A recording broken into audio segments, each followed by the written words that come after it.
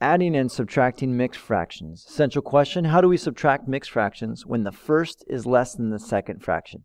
You'll see what I mean in just a minute. So here I got an example. The length of Yessie's hair was 10 3/4 inches. After her haircut, the length was 6.5 inches. How much hair was cut off? So the before and after. Do I need to convert both of these into improper fractions before subtracting? In other words, do I have to make this 43/4 and make this 13/2 before I can subtract? The answer to that would be no, I don't.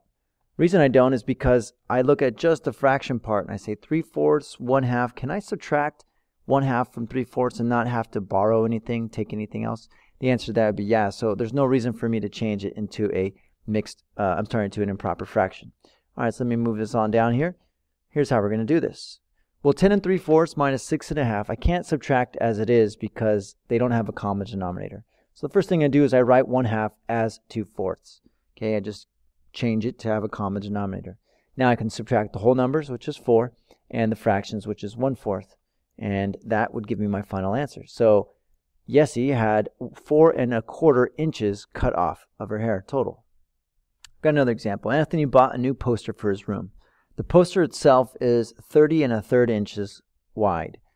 The wall that he wants to put it on, he wants to center it, wants it right in the center, and the wall itself is 45 3/4 inch. So we want to know how far away from the edge, on either edge, do I want to place this so that it's perfectly centered. This little Super Mario Brothers poster is perfectly centered in his wall. So here's how we can think about it. We take the total width of the wall, which is that 45 3/4, and we subtract the width of the poster. That would leave us the remaining part. Then if you divide the remaining part into 2, because it really should be the same on both sides, that's going to show you your spacing for either side of the wall. Question is, look, if I'm going to subtract these two things here, do I need to convert this into a proper fraction first? Again, the answer to that would be no. Why? Because I can actually subtract 1/3 from 3/4 without having to borrow. So it shouldn't be a problem. Okay, so let's take a look. What did I do here? Well, I can't subtract as it is because they don't have a common denominator. So I convert 3/4, I write it as 9/12. I convert 1/3 into 4/12, just like that. I can then subtract straight down, get 15, subtract this straight down, get 5/12.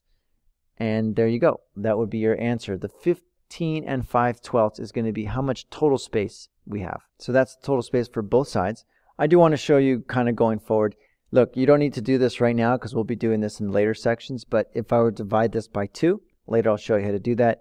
It's going to end up being 7 17/24 on both sides of the wall. So if the wall is looking like this and you have your poster, that means 7 17/24 is this side as well as this side. So it's perfectly centered on both sides. Let's talk about some geometry here. Find the perimeter of the triangle.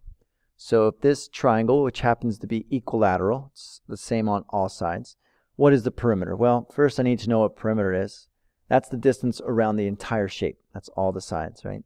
So what am I going to end up doing? Well, I'm going to add this stuff. So when I add, I don't have to worry about improper fractions or anything. I just go ahead and add. So I'm going to add the 2's, all the whole numbers get added together. All the fractions get added together. I end up with 6 9/8. Well, 9/8 improper fraction. I can change that back to a mixed number. That's 1 1/8. And then I can go ahead and add those two whole numbers back together and get 7 1/8 inch. So the total perimeter of this is 7 1/8 inches. All right, we're going to do some number crunching. Level 1, keep it nice and easy.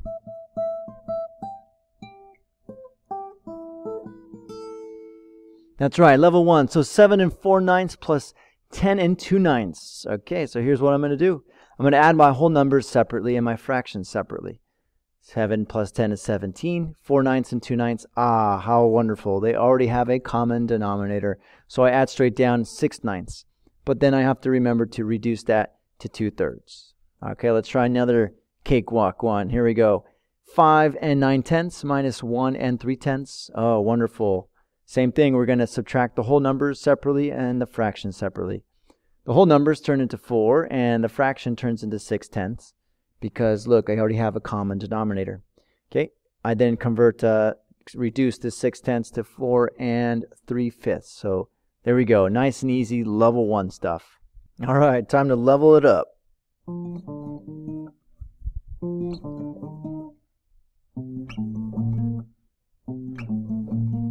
right, enough of that. Okay, so here we go. Why do I say level it up? Well, because, hey, wait a minute. These fractions do not have the same denominator. Dope.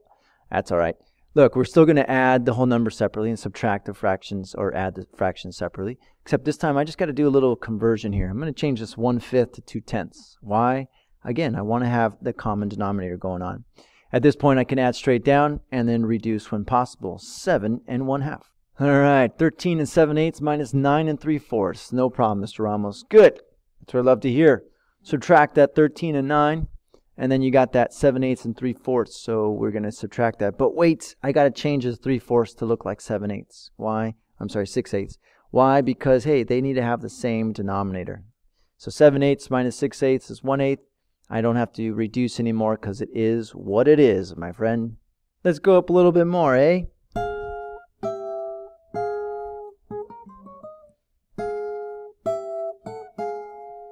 All right, enough of that. Here we go. 2 1/3 minus 1 2/3. Uh-oh. Now I notice, I can't subtract 1 1/3 minus 2/3 without going negative. Oh, finally we convert to mixed numbers. All right, so here we go. We're going to convert 2 1/3 to 7/3. We're going to convert 1 2/3 to 5/3. And then I can subtract just straight down and get 2/3. Well, that wasn't that hard. Yeah. All right, here's my last example. 5 3/8 minus 4 11/12. What? Again, look, I can't subtract 3/8 minus 11/12 without going negative. So guess what? We need to go improper. So change that. All right, so remember, we're going to go 5 times 8 plus 3 more, that's 43/8. 4 times 12 plus 11 more is 59/12. All right, so I'm doing that over here. At this point, I got to change. I got to find a common denominator. So I'm going to go find a common denominator, which is 24, and convert both of those fractions to look like that. So now that I have a common denominator, I can subtract my numerators and end up with 11/24. All right, so hopefully that was enough for you. Make sure you copy this in your notes and you're ready to ask some questions for tomorrow.